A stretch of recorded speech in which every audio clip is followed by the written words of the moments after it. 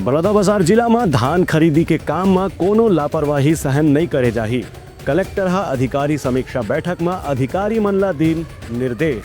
बलौदाबाजार जिला में कलेक्टर दीपक सोनी है आज जिला कार्यालय में अलग अलग विभाग के अधिकारी मन के बैठक लीन और धान खरीदी समेत अलग अलग विभाग कामकाज के समीक्षा भी करीन। ये मौका में कलेक्टर हकीम की धान खरीदी के कार्य में जरा भी प्रकार के लापरवाही बर्दाश्त नहीं करे चाहिए। में जो भी अधिकारी या सहकारी समिति के प्रबंधक और निचला स्तर के कर्मचारी मन के गड़बड़ी उजागर हो ही उमा के खिलाफ कड़ा से कड़ा कानूनी कार्रवाई करे चाहिए। कलेक्टर के कहने से कि धान बेचने पर आए किसान मन ला कोई भी किस्म की तकलीफ नहीं होना चाहिए और उन नियम के अनुसार तत्काल भुगतान की व्यवस्था भी करे जाना चाहिए।